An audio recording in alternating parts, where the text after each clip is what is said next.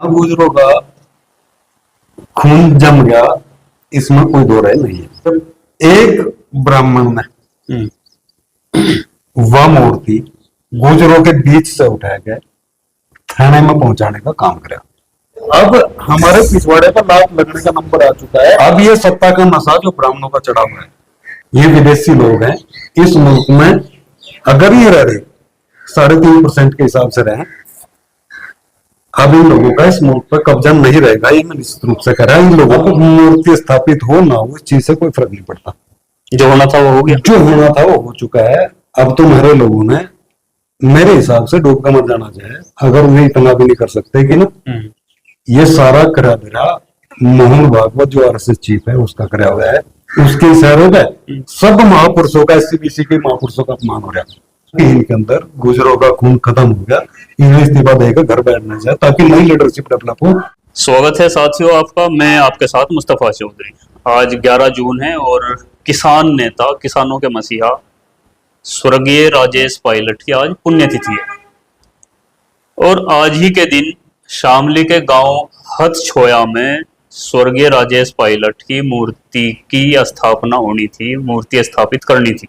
लेकिन ठीक 2 दिन पहले उनके पुण्यतिथि से कुछ ब्राह्मण लोगों ने आपत्ति दर्ज की और वहां के प्रशासन ने स्वर्गीय राजेश पायलट की मूर्ति को उठाकर थाने ले गए। अब इस पर विवाद खड़ा हुआ, क्रिया प्रतिक्रिया हुई और फिर उसके बाद वो मूर्ति तो गांव में पहुंच गई, लेकिन आज 11 जून को स्थापित होगी या नहीं होगी ये संशय बना हुआ था और अब खबर है कि स्थापित नहीं होगी। मेरे साथ जो शख्स मौजूद हैं मांगेराम सलालपुरी जी हैं, ये भी किसान नेता हैं और अपनी राय बेबाकी से रखते हैं। तो मांगेराम जी, आपका स्वागत है। धन्यवाद भाई मुस्तफा चौधरी, धन्यवाद आपके सभी दर्शकों का। आज किसान नेता स्वर्गीय राजेश पायलट की पुण्यतिथि के अवसर पर जो मूर्ति स्थापना होनी थी हथछोआ गांव में, वो 2 दिन पहले थाने तक पहुंच गई और गांव में तो वापिस आ गई, लेकिन अब खबर है कि वो स्थापित नहीं होगी। कैसे देखते हैं इस पूरे घटनाक्रम को? देखो, बड़ा ही सेंसिटिव विषय है कि आज सहारनपुर जिले में रहते हुए पहली बार ऐसा एहसास हुआ कि सहारनपुर या तो गुज्जर बावले जिला नहीं है या फिर यहाँ गुजरों का खून जम गया, इसमें कोई दो राय नहीं है। अगर किसी दूसरे समाज के महापुरुष की प्रतिमा होती तो आज मुझे लगता है भारत बंद जैसी स्थिति इस मुल्क में होती। ये कोई सामान्य मामला नहीं है कि गुज्जर इंस्क्रिप्शन, अब जो स्वर्गीय सरदार पटेल जी हैं वो गुज्जर इंस्क्रिप्शंस बन चुके हैं, गुजरों के इतिहास में उनका नाम आता है। जिस तरीके से इस प्रकरण में मैं ग्राम सोई में संपर्क करा, सिर्फ एक ब्राह्मण ने वह मूर्ति गुजरों के बीच से उठा के थाने में पहुंचाने का काम करा। चूंकि इसकी 2-3 वजह है, मैं आपसे थोड़ा इसमें विस्तार से बता दूं। जी जी बोलिए।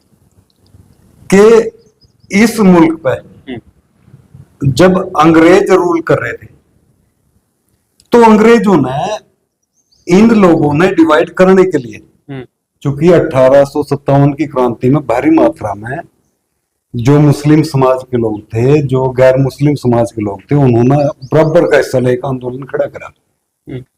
अंग्रेजों ने लगा कि अगर ये लोग एक मंच पर आएंगे तो निश्चित रूप से खाल उधेड़ने में मिनट नहीं लगने देंगे। तो आपकी दर्शकों की जानकारी के लिए बताऊं, अंग्रेजों ने जब ही हिंदू महासभा और मुस्लिम लीग का गठन करवाया और उनके जो गधे नेता थे, चाहे वो मुस्लिम समाज के रहे चाहे वो हिंदू महासभा के रहे, हिंदू महासभा भी ब्राह्मणों ने बनाया और जो ब्राह्मण इस्लाम में कन्वर्टेड हो रहे उन्हें मुस्लिम लीग बना। तो उन नेताओं ने जो घटिया बयान दिए उससे हिंदू मुस्लिम की खाई गहरी होती होती चली गई। अब आते हैं गुज्जर इंस्क्रिप्शंस पर, जो आपने अभी कहा कि स्वर्गीय राजेश पाटिल तो वो राजेश पायलट जी की प्रतिमा हथछुआ गांव में लगनी थी और वहां से उठाया हुआ एक ब्राह्मण ने पुलिस थाने में पहुंचाने का काम किया। तो मैं आपके लिए थोड़ी जानकारी बता दूं, हो सके वहां कोई गुज्जर बड़ा नेता ना रहा, उस टाइम राजेश पायलट जी की प्रतिमा थाने में गई। लेकिन गुज्जर नेताओं के सामने जो बड़े बड़े अपने आप में नेता बने करे, कुर्ता भी बहुत नीचे पहले, उनके सामने कुछ ही समय पहले, कुछ ही चंद महीनों पहले गुज्जर इंस्क्रिप्शन पे कालिक पोतने का काम उनके आंखों के सामने करा गया दादरी में। तो ये तो नहीं उसी दिन टिकी थी कि अब हमारे पिछवाड़े पर लात लगने का नंबर आ चुका है। हमारे गुलाम नेता जिसे अपने इंस्क्रिप्शन के बारे में जानकारी नहीं है, या तो हमारे नेता ढीठ हैं या फिर ये जानबूझकर गुज्जर इंस्क्रिप्शन पे नहीं बोल रहे हैं। मैं इन नेताओं की बुद्धि के लिए थोड़ी सी बात बता दूं, भगवान इन्हें सब बुद्धि दे कि इस मुल्क पर 3 कम्युनिटी राज करती थी। नंबर 1 हो गया पाल वंश, जो बंगाल के एरिया पे ना राज करता था। साउथ में हो गया राजपूत वंश, जो थोड़े सी एरिया पर साउथ के हिस्से पर राज करता था। और जो बीच का भारत का बड़ा हिस्सा था रशिया के बॉर्डर तक, इसके बीच में गुज्जर प्रतिहारों का लंबे समय तक राज रहा। और जो भी विदेशी आक्रांत आए, उन आक्रांताओं के पिछवाड़े पर लात मारने का काम गुज्जर प्रतिहारों ने किया। आज उस इंस्क्रिप्शन को बुलाने के लिए एक कम्युनिटी जो पाखंडी लोग हैं, पाखंडवादी लोग हैं, इस मुल्क में पाखंड बनाकर राज करते हैं, वो लोग चाहते हैं कि हमारे जो गुज्जर इंस्क्रिप्शन हैं में दब जाए और इनके जो पाखंडी, जो काल्पनिक इनके महापुरुष हैं, उन लोगों ने हमारे महापुरुषों के ऊपर थोप दिया जाए। ऐसा एजेंडा इस मुल्क में इनके द्वारा चला जा रहा है और ये किसी भी हाल में नहीं चलने देंगे, क्योंकि गुज्जर समाज एक न एक दिन जागेगा। और मैं कह रहा हूं ये जागृति की शुरुआत है। जब गुज्जर इंस्क्रिप्शन पे कालिक पोती गई, बहुत सारे लोगों में जागरूकता है। मेरे पास लगभग बहुत सारे लोगों के फोन आए, उन्होंने कहा कि अगर इस तरीके का प्रकरण रहेगा तो हम इन लोगों को सत्ता से उखाड़ फेंकेंगे। अब ये सत्ता का नशा जो ब्राह्मणों का चढ़ा हुआ है, हम कह रहे हैं कि हम संवैधानिक तरीके से इस चीज का विरोध करेंगे। अगर इन लोगों की बुद्धि ठिकाना नहीं आई, इस तरीके से ही प्रतिहारों के ऊपर अटैक करेंगे, तो निश्चित रूप से अब इनके पतन का समय आएगा। ये विदेशी लोग हैं, इस मुल्क में अगर ये रह रहे 3.5% के हिसाब से रहे, अब इन लोगों का इस मुल्क पर कब्जा नहीं रहेगा, ये मैं निश्चित रूप से कह रहा हूं। इन लोगों ने कांग्रेस और बीजेपी पार्टी बनाकर 1 नंबर 2 नंबर अपने आप राज कर रहे हैं। इन्हें पता है कि सत्ता में पावर क्या है। अच्छा, एक हकीकत, एक दूसरा पक्ष ये भी है कि जो ब्राह्मण समाज है उस गांव का, वो ये भी बोल रहा है कि भाई जगह विवादित थी, ये खातों की जमीन थी। कब से थी खातों की जमीन?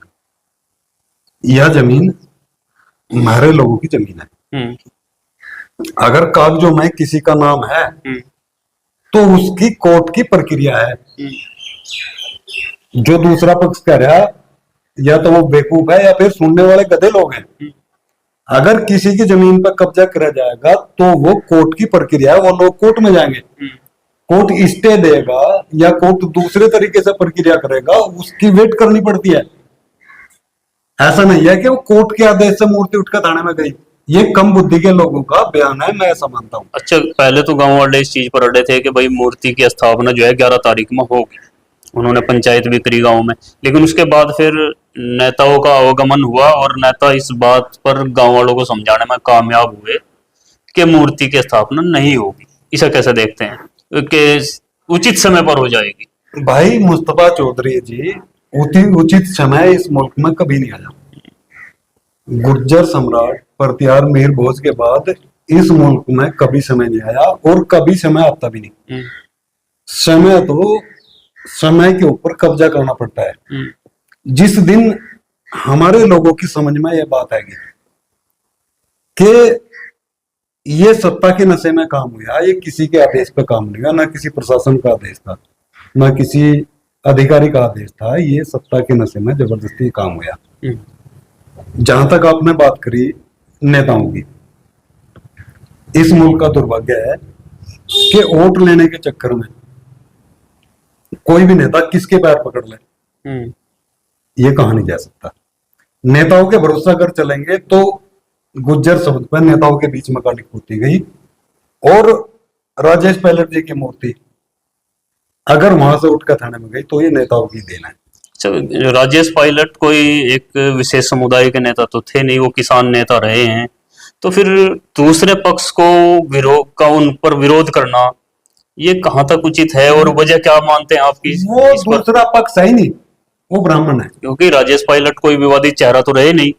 राजेश पायलट विवादित चेहरा नहीं रहे, लेकिन वो चाहते हैं। अब राजेश पायलट से पहले बाबा साहब अम्बेडकर की मूर्ति का विरोध करा मध्य प्रदेश में। मध्य प्रदेश में। विरोध करने वाले वही तो लोग थे जिन्हें राजेश पायलट जी की प्रतिमा हटाई। आपकी समझ में नहीं बात तो आई। उनको दिक्कत क्या है फिर ऐसे? उन्हें दिक्कत है कि उनके जो काल्पनिक महापुरुष है उनमें सेटल करे जाए ताकि लोगों की खोपड़ी कमाई जा सके।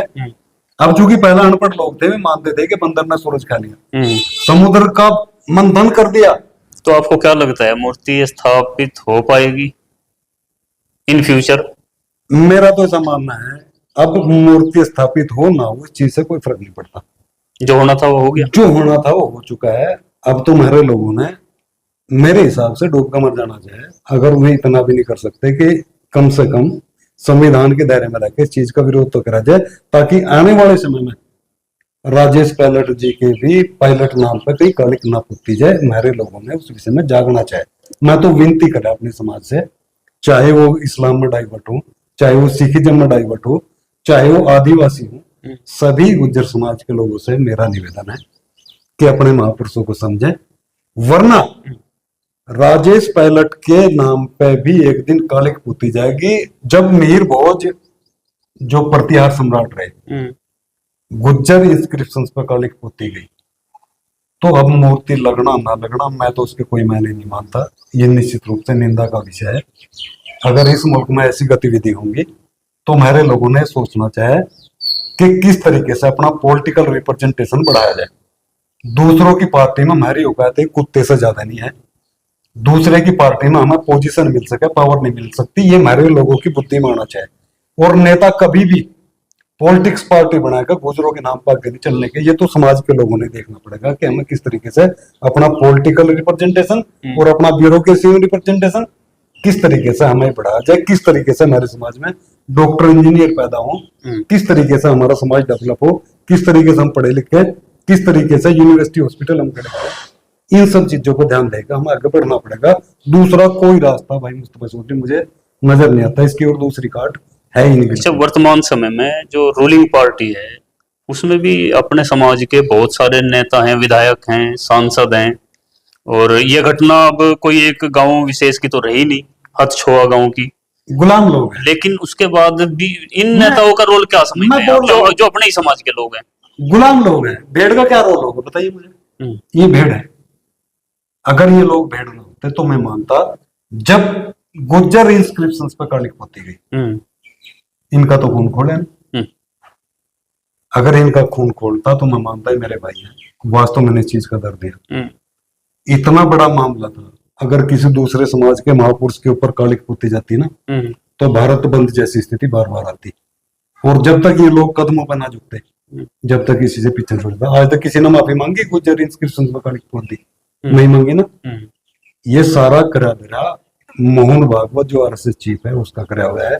उसके इशारे पे सब महापुरुषों का, एससीबीसी के महापुरुषों का अपमान हो रहा। अब मैं तो अपने नेताओं से भी कर रहा, जो हमारे समाज के नेता हैं, जो जिम्मेदार लोग हैं, गुलाम लोगों की तो मैं गिनती करता ही नहीं। मैं नहीं कहता कि मैं बेचारे कुछ करेंगे, चलो अपना परिवार पालो, अपनी संपत्ति बनाओ, उनसे कोई ना गिलासी को ना को लेना देना है। अगर आपकी स्पीच में छत्रपति शाहू महाराज नहीं आते, बाबा फतवा गुज्जर नहीं आते, भाई राजा मीर भोज नहीं आते, भाई राजा वीर विजय सिंह नहीं आते कुंजा बहादुरपुर, तो मैं मानता हूं आपका 40 मिनट बोलना बेकार है, बकवास है। अगर कोई भी हमारा नेता अपनी स्पीच दे रहा और उसके भाषण में ये लोग नहीं आते, आशा गुजरी नहीं आती या दूसरे महापुरुष नहीं आते, तो मैं कह रहा कि इनके अंदर गुजरों का खून खत्म हो गया, इन्हें इस्तीफा देकर घर बैठना चाहिए ताकि नई लीडरशिप डेवलप हो। और हमारे वे लोग जो जागरूक हैं, वे लोग राजनीति में हमें इंडिपेंडेंट हमें जैसे भी कैसे हमें, ताकि एक मार्गदर्शन समाज से दिया जा सके। नहीं तो आगे जो लोग इतिहास न भुला दें तो उन्हें इतिहास भी भुला देता है और वो लोग नंगे लोग हो जाते हैं। यानी जैसे अनाथ बोलते हैं, इतिहास के बगैर समाज अनाथ है। मेरा तो ऐसा मानना है। बहुत बहुत शुक्रिया, ये थे मांगेराम जी, किसान नेता, जिनको आपने सुना। आप अपनी राय कमेंट बॉक्स में दें, चैनल को सब्सक्राइब करें। धन्यवाद।